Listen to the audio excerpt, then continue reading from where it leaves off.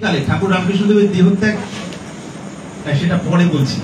তার আগের ঘটনা, ঠাকুর রামকৃষ্ণদেব যখন ছিলেন সেই লেটো তুই কি চাস, তো ভাঙা ভাঙা হিন্দি ভাষী যেমন বাংলা বলে না, ঠাকুর আমি জানি না আমি কি চাই, বল তুই একটা কিছু চেয়ে নে, তোমার মধ্যে যেটা আছে ওটাই দিও।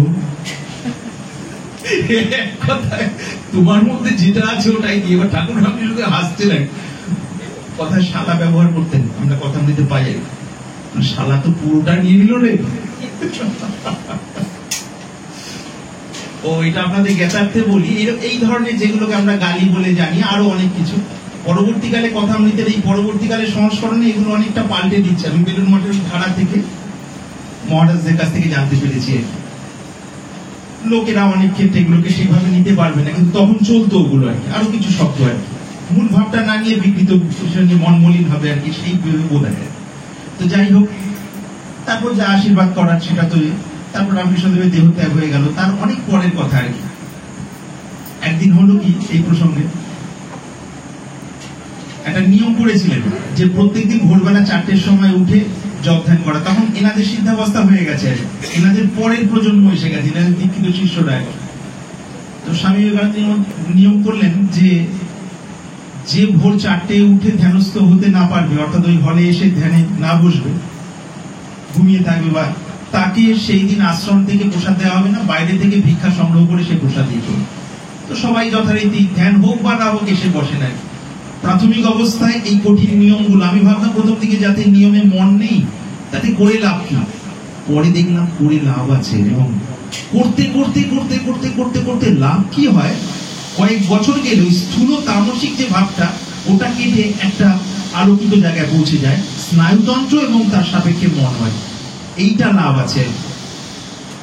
যাই হোক, এটাকে বিস্তৃত করছি না। ওইখানে একবার তো অন্যান্য শিষ্যরা এসে বলছেন, লাটু মহারাজ এনার সিদ্ধি লাভের পরের কথা আর কি, তখন সেদিন উঠতে পারেনি উনি, বোধহয় খুব সম্ভব অন্য কোনো মহারাজও হতে পারেন, আমি হয়তো নাম গুলিয়ে ফেলতে পারি।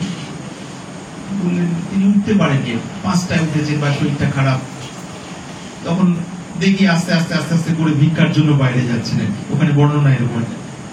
তখন ওখান থেকে স্বামীজি দেখছেন, স্বামী বিবেকানন্দ দেখছেন লাটু কোথায় যাচ্ছে, নিজের গুরু ভাই বলে ডেকে আনে ডেকে আনে, বলে নরেন ভাই, নিজের মধ্যে তো এরকম কথা বলে, নরেন ভাই তুই বলেছিলে তুই আগে তো উঠতে পারিনি, সেই জন্য ভিক্ষা বাইরে থেকে নিয়ে বসে। বলে আরে দূর এসো তো, তোমার জন্য আবার কি নিয়ম আর কি, নতুন ছেলেরা এসছে, এদের স্থূল তামসিকতা রাজসিক এই ভাব থেকে কেটে সত্যগুণের জায়গায় নেই। তুমি তো তম রজ সত্য এই 3-এর অতীত ত্রিগুণাতীত স্থিতিতে অনেক আগে প্রতিষ্ঠিত হয়ে গেছে। তোমার ঘুম মানে ঘুম কি আর জাগরণ কি পার্থক্য কি, সর্বদা তুমি আর অবস্থায় থাকলে পার্থক্য থাকে না, ব্যাকগ্রাউন্ডে সর্বদা স্থিতি থাকে আর কি, স্বাভাবিকভাবে বিনা চেষ্টায়। যাই হোক, তো সেই লাটু মহারাজ অনেক পরের কথা আর কি, আগে পরে বোধ হয় বাগবাজারে ওখানে গঙ্গার ধারে কিছুটা ছোলা পুটলির মধ্যে ইয়ে করে, তখন বয়স্কারা কাপড়ে বেঁধে একটু বড় করে দড়ি দিয়ে বেঁধে জলের মধ্যে ফেলে এবার বসতে নাই ডুব দেওয়ার উদ্দেশ্যে আর কি, মানে সমাজের বিষয়টা যখন অনেক ইয়ে হচ্ছে আর কি। তো বসতে সকালবেলা হয়তো বসে যে 9টা 9:30 সময় বা 8টা 8:30 সময়, সবসময় তাড়ে তাড়ে লাগে না তো, যেদিন তাড়ে তাড়ে লেগে যেত ঝাট করে 7টা 7:30 হয়তো আমাদের এদিকে, যখন চোখ খুললো তখন গিয়ে বিকেল 5টা বেজে গেছে। তখন বেশ খানিক্ষণ পর আস্তে আস্তে আস্তে আস্তে বাহ্য জ্ঞান আসার, তখন খেয়াল হলো এখানে তো ছোলা ভিজিয়েছিলাম, ছোলা ফুলে গেছে, ওটা দুপুরে খাওয়ার কথা ছিল আর বিকেলে এসে গেছে। তো উনি বলতেন আর কি এই ধরনের কথা, ভাঙা ভাঙা কথা, ঠাকুর আমাদের ছোট মোটো নশা শিখাননি, ঠাকুর আমাদের ঈশ্বর নশা ব্রহ্ম নশা এগুলো শিখিয়েছিলেন, এইভাবে বলতেন আর কি। তো আমার বলার উদ্দেশ্য এখানে এইটাই, যে এই যে আমরা জপ ধ্যান করার চেষ্টা করছি, বিভিন্ন ভাবে আটকে যাচ্ছি, পারছি না, এরকম ব্যাপার, এগুলোতে কখনোই যেন আমাদের মনের উৎসাহ না জমে যায়।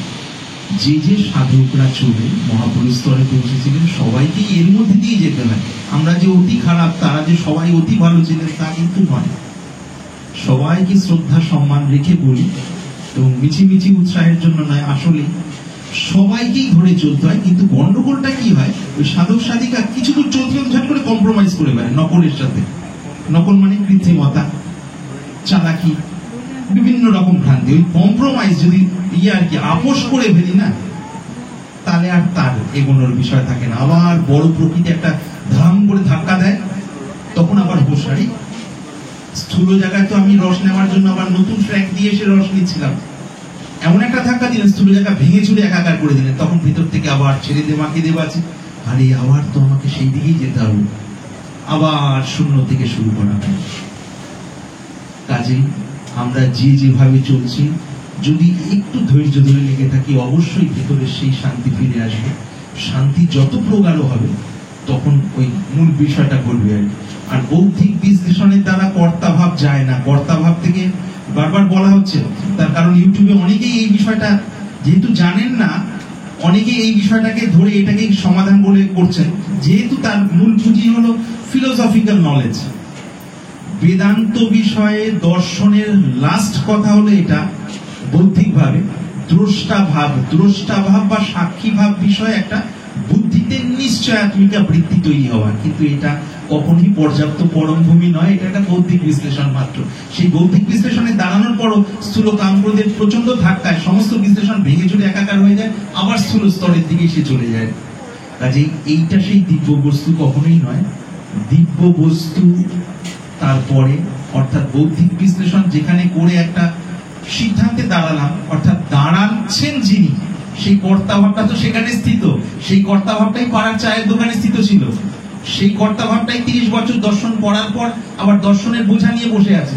তো পাড়ার চায়ের দোকানের বোঝা আর দর্শনের বোঝা, এই দুটোই তো পরম দৃষ্টিতে সমতুল্য। আমরা ভাবছি কেন এটাকে বিশেষ গুরুত্বপূর্ণ। কাজে সার কথা হলো এইটি, কোন গোলক ধাঁধায় না ফেসে যার যেখানে শ্রদ্ধা যদি হয়ে থাকে, ওটিকে সামলে রেখে নিরন্তর চলতে থাকে। আর শ্রদ্ধা নির্দেশ অনুযায়ী চললে শ্রদ্ধা বাড়তে থাকে। শ্রদ্ধা প্রবল হয়ে ভক্তি, এবং ভক্তি প্রবল হয়ে গিয়ে কর্তাভাব গৌণ হয়ে গিয়ে যা করে যে কোনো সময় সমাধির বিষয়টা ঘটে যায়। আর অনেক সময় সমাধি হিসেবে আমরা লয়ের অবস্থাকেও ধরে নিই, সেন্স না থাকার অবস্থাটাকেও ধরে নিই, সেটা সমাধি নয়। সমাধি থেকে উঠলে তত্ত্ব সাক্ষাৎকার হয় আর জগৎ ব্রহ্মময় হয়ে যায়। এইটি হলো পার্থক্য, সংক্ষেপে সংকেত এই বিষয়ে। আর তাহলে আমরা লেগে থাকবো, আর প্রত্যেকটা কাজ যতদূর সম্ভব আন্তরিক ভাবে। আর আরেকটি গুরুত্বপূর্ণ জিনিস, যেহেতু বিভিন্ন সম্প্রদায়ে বাহ্যিক আচার আচরণের কথা খুব বেশি অনেক ক্ষেত্রে বলা হয়, সেই জন্য এই ক্ষেত্রে আমরা সেই কথাগুলো কম হয়তো পেয়েছি, কিন্তু কিছু বাহ্যিক শুদ্ধাচার সেই বিষয়গুলো আমাদের শিখে নিতে হবে, তাতে শরীর মন ভালো থাকে এবং সাধন স্বাস্থ্যের ক্ষেত্রেও খুব কাজে হয়। যাক, সময়ের ছোট মা যা দিয়েছিলেন, বললাম যে 15 মিনিটের মধ্যে শেষ করবো, কোনো সময় আমি পারি না, এবারও সেটাই হলো। আর কি করবো ছোট মা, এই পর্যন্ত রাখছি আর কি। সবাইকে জয় গুরু প্রণাম।